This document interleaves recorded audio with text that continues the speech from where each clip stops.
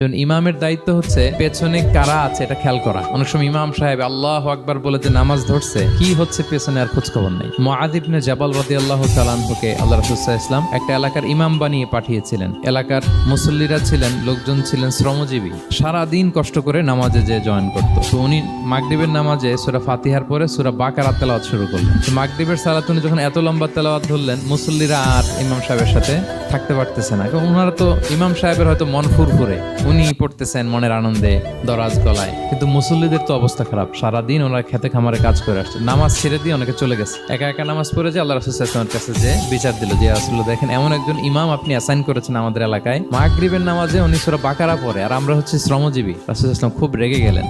মুআয ইবনে জাবালকে ডেকে বললেন, তুমি কি সমাজে ফিতনা ছড়াচ্ছ? তুমি জানো না এরা কারা? তোমার কি সূরা ওয়াদ-দুহা ওয়াল-লাইলি ইযা সাজা মুখস্থ নাই? তোমার কি ওয়াশ-শামসি ওয়া-দুহাহা এটা মুখস্থ নাই? তোমার কি সাব্বিহিসমা রাব্বিকাল আ'লা এই সূরাগুলো তোমার জানা নাই? উনি বললেন জানা আছে। তো এগুলো রেখে দিয়ে মাগরিবের নামাজে কেন সূরা বাকারা ধরলা? আল্লাহর হাবিব সাল্লাল্লাহু আলাইহি ওয়াসাল্লাম কিন্তু এমন ইমাম ছিলেন না, উনি অত্যন্ত বিবেকবোধ সম্পন্ন একজন ইমাম ছিলেন। একবার পেছনে এক বাচ্চার কান্না শুনে উনি নামাজ ছোট করে দিয়েছেন। সবাই বললেন, ইয়া রাসূলুল্লাহ এত ছোট নামাজ তো কখনো পড়তে দেখি না। তখন রাসূল সাল্লাল্লাহু আলাইহি ওয়াসাল্লাম বললেন, একটা ছোট বাচ্চার কান্নার আওয়াজ আমার কানে এসেছে, আমার মনে হচ্ছে বাচ্চাটাকে সামলাতে নারীদের কাতারে একটা মায়ের খুব কষ্ট হচ্ছে, এজন্য নামাজটা আমি খাটো করে দিয়েছি। দেখেন কি চিন্তা চেতনা, পিছনে কি হচ্ছে সব রাসূল সাল্লাল্লাহু আলাইহি ওয়াসাল্লাম এটা খেয়াল করতেন।